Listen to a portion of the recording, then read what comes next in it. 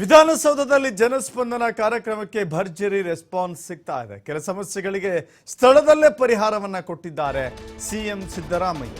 ನಿಂತಲ್ಲೇ ನ್ಯಾಯ ಅನ್ನೋ ರೀತಿಯಲ್ಲಿ ಸಿದ್ದರಾಮಯ್ಯ ಅವರು ಜನಸ್ಪಂದನೆಯಲ್ಲಿ ಸ್ಪಂದಿಸ್ತಾ ಇದ್ದಾರೆ ಜನರ ಸಮಸ್ಯೆಗಳಿಗೆ. ದೂರದ ಊರುಗಳಿಂದ ಸಮಸ್ಯೆ ಹೇಳಿಕೊಂಡು ಬರ್ತಾ ಇದ್ದಾರೆ ಅನೇಕ ಜನ. ಕೆಲ ಸಂತ್ರಸ್ತರಿಗೆ ಸಿಎಂ ಪರಿಹಾರ ನಿಧಿಯ ಹಣವನ್ನ ಕೂಡ ಬಿಡುಗಡೆ ಮಾಡಿದ್ದಾರೆ. ವೇದಿಕೆ ಬಳಿಯೇ ಹೋಗಿ ಮನವಿ ಸಲ್ಲಿಸ್ತಾ ಇದ್ದಾರೆ ಜನ. ಬಸನಗೌಡ ಬಿರಾದಾರ್ ಎಂಬುವವರಿಗೆ ಮೂಳೆ ಚಿಕಿತ್ಸೆಗೆ 4 ಲಕ್ಷ ರೂಪಾಯಿ ಕೊಟ್ಟಿದ್ದಾರೆ. ಇನ್ನು ವಿಜಯ್ ಕುಮಾರ್ ಎಂಬ ವ್ಯಕ್ತಿಗೆ ಕಿಡ್ನಿ ಕಸಿಗಾಗಿ 4 ಲಕ್ಷ ರೂಪಾಯಿ ಸಹಾಯ ಮಾಡಿದ್ದಾರೆ. ಶಾಂಭವಿ ಎಂಬ ಮಗುವಿನ ಕಿವಿ ಸಮಸ್ಯೆ ಚಿಕಿತ್ಸೆಗೆ ಸ್ಥಳದಲ್ಲಿಯೇ 50,000 ರೂಪಾಯಿಗಳನ್ನು ಮಂಜೂರು ಮಾಡಿದ್ದಾರೆ. ಹೀಗೆ ಜನಸ್ಪಂದನ ಕಾರ್ಯ ದೂರದ ಊರುಗಳಿಂದ ಅನೇಕ ಜನ ಬಂದಿದ್ದಾರೆ. ಅನೇಕ ತೆರನಾದ ಸಮಸ್ಯೆಗಳನ್ನು ಹೊತ್ತು ತಂದಿದ್ದಾರೆ. ಆ ಎಲ್ಲ ಸಮಸ್ಯೆಗಳಿಗೆ ನಿಂತಲ್ಲೇ ನ್ಯಾಯ ಒದಗಿಸುವ ಕೆಲಸವನ್ನು ಮುಖ್ಯಮಂತ್ರಿ ಸಿದ್ದರಾಮಯ್ಯ ಅವರು ಮಾಡ್ತಾ ಇದ್ದಾರೆ. ಮಾನ್ಯ ಮುಖ್ಯಮಂತ್ರಿಗಳು ಮತ್ತೆ ವೇದಿಕೆಗೆ ಆಗಮಿಸ್ತಾ ಇದ್ದಾರೆ.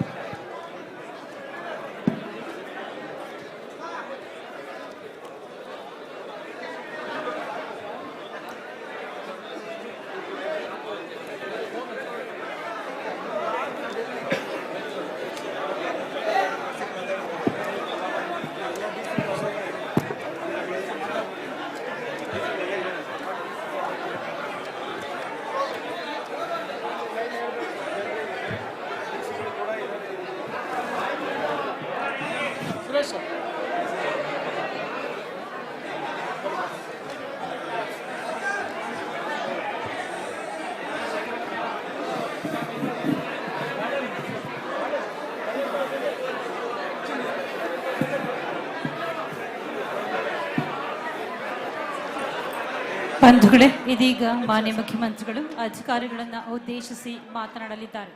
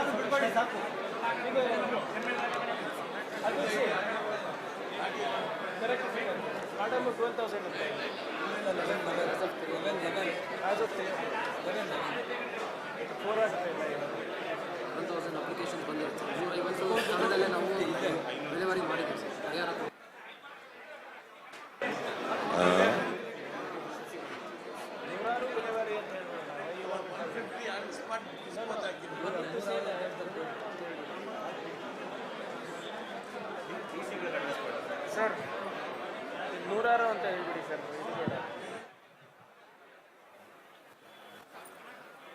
ಸ್ನೇಹಿತರೆ, ಎಲ್ಲ ಹಿರಿಯ ಅಧಿಕಾರಿಗಳೇ, ಸಚಿವ ಸಂಪುಟದ ಎಲ್ಲ ಸಹೋದ್ಯೋಗಿ ಮಿತ್ರರೇ, ಇವತ್ತು ಜನತಾ ದರ್ಶನ ಸುಮಾರು 11 ಗಂಟೆಯಿಂದ ಇಲ್ಲಿವರೆಗೆ ನಡೆದಿದೆ.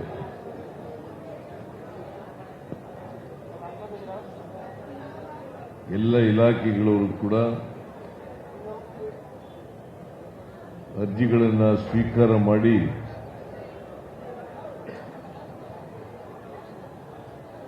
ಆಯಾಯ ಇಲಾಖೆಯವರು ಅರ್ಜಿಗಳನ್ನು ವಿಲೇವಾರಿ ಮಾಡತಕ್ಕಂಥ ಕೆಲಸವನ್ನು ಮಾಡ್ತಾರೆ.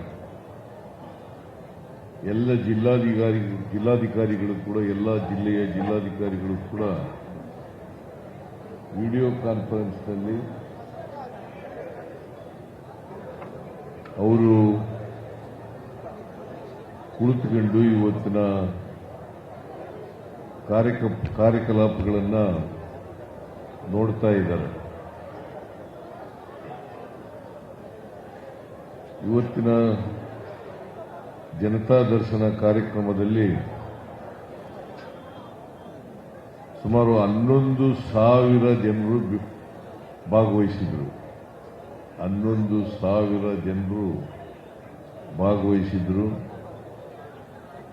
ಅವರ ಅಹವಾಲುಗಳನ್ನು ಕೊಟ್ಟಿದ್ದಾರೆ.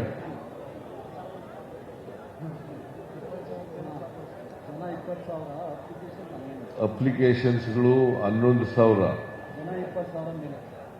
ಸುಮಾರು 20,000ದಷ್ಟು ಜನರು ಭಾಗವಹಿಸಿದರು. ಯಾಕಂತಂದ್ರೆ ಒಬ್ಬರು ಅರ್ಜಿದಾರರ ಜೊತೆ ಇನ್ನೊಬ್ರು ಕೂಡ ಬಂದಿದ್ರು. ಹಾಗಾಗಿ 11,000 ಜನ ಅಂದ್ರೆ ಸುಮಾರು 20,000 ಜನ ಭಾಗವಹಿಸಿದ್ರು. 11,000 ಅರ್ಜಿಗಳು ಬಂದಿದ್ದಾವೆ ಅಂತಂದ್ರೆ 20,000 ಜನ ಭಾಗವಹಿಸಿದ್ರು. ಹೆಚ್ಚಾಗಿ ರೆವಿನ್ಯೂ ಇಲಾಖೆಗೆ ಅರ್ಜಿಗಳು ಬಂದಿದ್ದಾವೆ, ಬೇರೆ ಇಲಾಖೆಗಳಿಗೂ ಕೂಡ ಬಂದಿದ್ದಾವೆ. ಕೆಲವನ್ನ ಸ್ಥಳದಲ್ಲೇ ಇತ್ಯರ್ಥ ಮಾಡತಕ್ಕಂಥವನ್ನ ಮಾಡಿದ್ದೀವಿ. ಸುಮಾರು 100 ಅರ್ಜಿಗಳನ್ನು ಸ್ಥಳದಲ್ಲೇ ಇತ್ಯರ್ಥ ಮಾಡಿ ಕೆಲವಕ್ಕೆಲ್ಲ ಆದೇಶಗಳನ್ನು ಕೂಡ ಕೊಟ್ಟಿದ್ದೀವಿ. ಮತ್ತು ಎಲ್ಲ ಜಿಲ್ಲೆಗಳಿಗೂ ಕೂಡ ಜಿಲ್ಲಾಧಿಕಾರಿಗಳಿಗೆ ಸಂಬಂಧಪಟ್ಟಂತ ಕಾರ್ಯದರ್ಶಿಗಳಿಗೆ ಅರ್ಜಿಗಳನ್ನು ಕಳಿಸಿಕೊಟ್ಟಿದ್ದೀವಿ. ಕಾರ್ಯದರ್ಶಿಗಳು ಕೂಡಲೇ ಅವ್ರ ಇಲಾಖೆಗೆ ಸಂಬಂಧಪಟ್ಟಂತ ಸಮಸ್ಯೆಗಳನ್ನ ಏನು ಜನ ಅರ್ಜಿಗಳ ಮೂಲಕ ಕೊಟ್ಟಿದ್ದಾರೆ ಅವನ್ನ ಆದಷ್ಟು ಜಾಗ್ರತೆ ಇತ್ಯರ್ಥ ಮಾಡತಕ್ಕಂಥ ಕೆಲಸವನ್ನು ಮಾಡಬೇಕು. ಹಾಗೆಯೇ ಜಿಲ್ಲಾಧಿಕಾರಿಗಳು, ಪೊಲೀಸ್ ವರಿಷ್ಠಾಧಿಕಾರಿಗಳು ಹೆಚ್ಚಾಗಿ ಅನೇಕ ಸಮಸ್ಯೆಗಳು ಇದ್ದಾವೆ, ಜನರು ತಗೊಬಂದಿದ್ದಾರೆ. ಆ ಸಮಸ್ಯೆಗಳಿಗೆ ಕೂಡಲೇ ಅದಕ್ಕೆ ಭಾಗವಹಿಸಿ ಅದನ್ನ ಅಟೆಂಡ್ ಮಾಡತಕ್ಕಂಥ ಕೆಲಸವನ್ನ ಮಾಡಬೇಕು. ಸೊ ಹಿಂದೆ ಬಂದಿದ್ದಂಥ ಅರ್ಜಿಗಳು ಬಹುತೇಕವಾಗಿ ನಾನು ಬೆಳಿಗ್ಗೆ ಹೇಳಿದಂತೆ 98%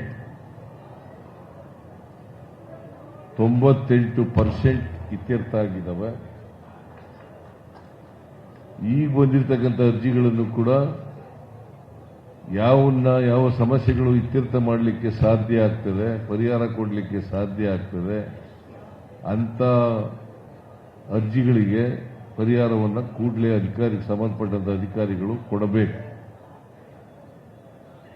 ಒಂದು ವೇಳೆ ಕಾನೂನಿಗೆ ವಿರುದ್ಧವಾದಂಥ ರೀತಿಯಲ್ಲಿ ಅರ್ಜಿಗಳು ಬಂದಿದ್ರೆ ಅಂತ ಅರ್ಜಿಗಳಿಗೆ ಅವ್ರಿಗೆ ಹಿಂಬರಹ ಕೊಟ್ಟು ಇಂಥ ಕಾರಣಕ್ಕೋಸ್ಕರ ಅದು ಕಾನೂನಿಗೆ ವಿರುದ್ಧವಾಗಿರೋದ್ರಿಂದ ಅವನ್ನ ಮಾಡಲಿಕ್ಕಾಗಲ್ಲ ಅಂತೇಳಿ ಅರ್ಜಿದಾರರಿಗೆ ಹಿಂಬರಹವನ್ನು ಕೊಡ್ತಕ್ಕಂಥ ಕೆಲಸವನ್ನ ಅಧಿಕಾರಿಗಳು ಮಾಡಬೇಕು ಅಂತೇಳಿ ಅವರಿಗೆ ಹಿಂದೆನೂ ಸೂಚಿಸಿದೆ, ಇವತ್ತು ಕೂಡ ಸೂಚಿಸಿದ್ದೇನೆ ಅಂತಕ್ಕಂಥ ಮಾತುಗಳನ್ನು ಹೇಳಲಿಕ್ಕೆ ಬಯಸ್ತಾ ಇದ್ದೇನೆ. ಒಟ್ಟಾರೆಯಾಗಿ ಅಧಿಕಾರಿಗಳು ಕೆಳ ಹಂತದಲ್ಲೇ ಅವರ ಸಮಸ್ಯೆಗಳನ್ನು ಬಗೆಹರಿಸಿದ್ರೆ, ಪೊಲೀಸ್ ಇಲಾಖೆಯವರು ಬಗೆಹರಿಸಿದ್ರೆ, ರೆವಿನ್ಯೂ ಇಲಾಖೆಯವರು ಬಗೆಹರಿಸಿದ್ರೆ, ಮತ್ತೆ ಸಂಬಂಧಪಟ್ಟಂತ ಜಿಲ್ಲಾ ಮಟ್ಟದ ಅಧಿಕಾರಿಗಳು, ತಾಲೂಕು ಮಟ್ಟದ ಅಧಿಕಾರಿಗಳು ಜನರನ್ನ ಭೇಟಿ ಮಾಡಿ ಅವರ ಸಮಸ್ಯೆಗಳನ್ನು ಬಗೆಹರಿಸತಕ್ಕಂಥದ್ದು ಮಾಡಿದ್ರೆ ಇಷ್ಟೊಂದು ಅರ್ಜಿಗಳು ಅಥವಾ ಬೆಂಗಳೂರಿಗೆ ಬಂದು ಅರ್ಜಿಗಳನ್ನು ಕೊಡ್ತಕ್ಕಂಥ ಪರಿಸ್ಥಿತಿ ನಿರ್ಮಾಣ ಆಗಲ್ಲ ಅಂತಕ್ಕಂಥದ್ದನ್ನ ಎಲ್ಲ ಅಧಿಕಾರಿಗಳು ಕೂಡ ಅರ್ಥ ಮಾಡ್ಕೋಬೇಕಾಗ್ತದೆ. ವಿಶೇಷವಾಗಿ ಜಿಲ್ಲೆಯಲ್ಲಿರ್ತಕ್ಕಂಥ ಜಿಲ್ಲಾಧಿಕಾರಿ, ಪೊಲೀಸ್ ವರಿಷ್ಠಾಧಿಕಾರಿ, ಎಸ್ಪಿ ಮತ್ತೆ ಸಿಇಒ ಇವರು ಹೆಚ್ಚು ಜವಾಬ್ದಾರಿಯಿಂದ ಕೆಲಸ ಮಾಡಬೇಕು. ಇವರು ಹೆಚ್ಚು ಜವಾಬ್ದಾರಿಯಿಂದ ಕೆಲಸ ಮಾಡಿದ್ರೆ ನಮಗೆ ಬರ್ತಕ್ಕಂಥ ಅರ್ಜಿಗಳು ಸಂಖ್ಯೆ ಕಡಿಮೆ ಆಗ್ತವೆ, ಸಮಸ್ಯೆಗಳನ್ನು ಹೇಳ್ಕೊಂಡು ಬರ್ತಕ್ಕಂಥ ಜನರ ಸಂಖ್ಯೆ ಕಡಿಮೆ ಆಗ್ತದೆ, ಮತ್ತೆ ಆಡಳಿತ ಕೂಡ ಚುರುಕಾಗಿದೆ ಅಂತಕ್ಕಂಥದ್ದು ಕೂಡ ಜನರಿಗೆ ಗೊತ್ತಾಗಲಿಕ್ಕೆ ಸಾಧ್ಯ ಆಗ್ತದೆ. ಆಡಳಿತ ಯಾವಾಗಲೂ ಕೂಡ ಜಡತ್ವದಿಂದ ಕೂಡಿರಬಾರದು. ಜಡತ್ವದಿಂದ ಕೂಡಿದ್ರೆ ಸಮಸ್ಯೆಗಳು ಜಾಸ್ತಿ ಉಲ್ಬಣ ಆಗ್ತವೆ. ಆ ಕಾರಣಕ್ಕೋಸ್ಕರ ಎಲ್ಲ ಅಧಿಕಾರಿಗಳು ಕೂಡ ನಾನು ಅವರಿಗೆ ಎಚ್ಚರಿಕೆಯ ಮಾತುಗಳನ್ನು ಹೇಳಲಿಕ್ಕೆ ಬಯಸ್ತಾ ಇದ್ದೇನೆ. ಯಾವುದೇ ಕಾರಣಕ್ಕೆ ಜನರು ನಿಮ್ಮ ಬಳಿ ಬಂದಾಗ, ಸಮಸ್ಯೆಗಳನ್ನು ಒತ್ತುಕೊಂಡು ನಿಮ್ಮ ಬಳಿ ಬಂದಾಗ, ನಿಮ್ಮ ಹಂತದಲ್ಲಿ ಬಗೆಹರಿಸಲಿಕ್ಕೆ ಸಾಧ್ಯ ಆದರೆ ಅದನ್ನು ಮಾಡಿಕೊಳ್ಳಲೇಬೇಕು ಅಂತೇಳಿ ಅವರಿಗೆ ಎಚ್ಚರಿಕೆಯ ಮಾತುಗಳನ್ನು ಹೇಳಲಿಕ್ಕೆ ಬಯಸ್ತೇನೆ. ಒಂದು ವೇಳೆ ಅಧಿಕಾರಿಗಳು ನಿರ್ಲಕ್ಷ್ಯ ತೋರಿಸಿದ್ರೆ, ಜನರಿಗೆ ಅಗೌರವ ತೋರಿಸಿದ್ರೆ, ಅಂಥ ಅಧಿಕಾರಿಗಳ ಮೇಲೆ ನಿರ್ದಾಕ್ಷಿಣ್ಯವಾಗಿ ಕ್ರಮ ತಗೊಳ್ತಕ್ಕಂಥದ್ದು ಕೂಡ ಮಾಡ್ತೇವೆ ಅಂತಕ್ಕಂಥ ಮಾತುಗಳನ್ನು ಈ ಸಂದರ್ಭದಲ್ಲಿ ಹೇಳಲಿಕ್ಕೆ ಬಯಸ್ತಾ ಇದ್ದೇನೆ. ಅದರಿಂದ ಇನ್ನು ಒಂದು ತಿಂಗಳೊಳಗಡೆ ಅವರಿಗೆ ಅವರ ಅರ್ಜಿಗಳಿಗೆ ಆ ಅರ್ಜಿಗಳನ್ನು ವಿಲೇವಾರಿ ಮಾಡತಕ್ಕಂಥ ಕೆಲಸವನ್ನು ಅಧಿಕಾರಿಗಳು ಮಾಡಬೇಕು. ಅದು ಸೆಕ್ರೆಟರಿಗಳಿರ್ಬೋದು, ಜಿಲ್ಲಾಧಿಕಾರಿಗಳಿರ್ಬೋದು, ಅಥವಾ ಜಿಲ್ಲಾ ಮಟ್ಟದ ಅಧಿಕಾರಿಗಳಿರ್ಬೋದು, ತಾಲೂಕು ಮಟ್ಟದ ಅಧಿಕಾರಿಗಳಿರ್ಬೋದು. ಅವುಗಳನ್ನು ಮಾಡ್ತಕ್ಕಂಥದ್ದನ್ನು ಮಾಡಲೇಬೇಕು ಅಂತಕ್ಕಂಥ ಒತ್ತಾಯವನ್ನು, ಆಗ್ರಹವನ್ನು ಅವರಿಗೆ ಮಾಡಲಿಕ್ಕೆ ಬಯಸ್ತಾ ಇದ್ದೇನೆ. ಸೊ ಇವತ್ತು ಯಾರ್ಯಾರು ಅರ್ಜಿ ಕೊಟ್ಟಿದ್ದಾರೆ ಅವರೆಲ್ಲರಿಗೂ ಒಂದು ಮಾತನ್ನು ಹೇಳಲಿಕ್ಕೆ ಬಯಸ್ತಾ ಇದ್ದೇನೆ. ನೀವ್ಯಾರೂ ಕೂಡ ಸಂಶಯ ಪಡಬೇಕಾದಂಥ ಅಗತ್ಯ ಇಲ್ಲ, ಚಿಂತೆ ಪಡಬೇಕಾದಂಥ ಅಗತ್ಯ ಇಲ್ಲ. ನೀವು ಕೊಟ್ಟಿರ್ತಕ್ಕಂಥ ಎಲ್ಲ ಅರ್ಜಿಗಳಿಗೂ ಕೂಡ ಪರಿಹಾರದ ರೂಪದಲ್ಲಿ ಸರ್ಕಾರ ಮಾಡ್ತದೆ ಅಂತಕ್ಕಂಥ ಮಾತುಗಳನ್ನು ಈ ಸಂದರ್ಭದಲ್ಲಿ ನಾನು ತಿಳಿಸಲಿಕ್ಕೆ ಬಯಸ್ತಾ ಇದ್ದೇನೆ. ಸೊ ನಮ್ಮ ಎಲ್ಲ ಮಾಧ್ಯಮದ ಸ್ನೇಹಿತರು ಕೂಡ ಇಲ್ಲಿ ಬಂದು ಬೆಳಿಗ್ಗೆಯಿಂದ ಸಹಕಾರ ಕೊಟ್ಟಿದ್ದಾರೆ. ಅವರೆಲ್ಲರಿಗೂ ಕೂಡ ಧನ್ಯವಾದಗಳನ್ನು ಈ ಸಂದರ್ಭದಲ್ಲಿ ಹೇಳಲಿಕ್ಕೆ ಬಯಸ್ತಾ ಇದ್ದೇನೆ. ಎಲ್ಲ ಅಧಿಕಾರಿಗಳು ಕೂಡ, ರಾಜ್ಯ ಮಟ್ಟದ, ಜಿಲ್ಲಾ ಮಟ್ಟದ ಅಧಿಕಾರಿಗಳು ಈ ಕಾರ್ಯಕ್ರಮದಲ್ಲಿ ಭಾಗವಹಿಸಿ ಸಹಕರಿಸಿದ್ದಾರೆ. ಅವರೆಲ್ಲರಿಗೂ ಕೂಡ ಧನ್ಯವಾದಗಳನ್ನು ಸರ್ಕಾರದ ಪರವಾಗಿ ಹೇಳಲಿಕ್ಕೆ ಬಯಸ್ತಾ ಇದ್ದೇನೆ. Thank you.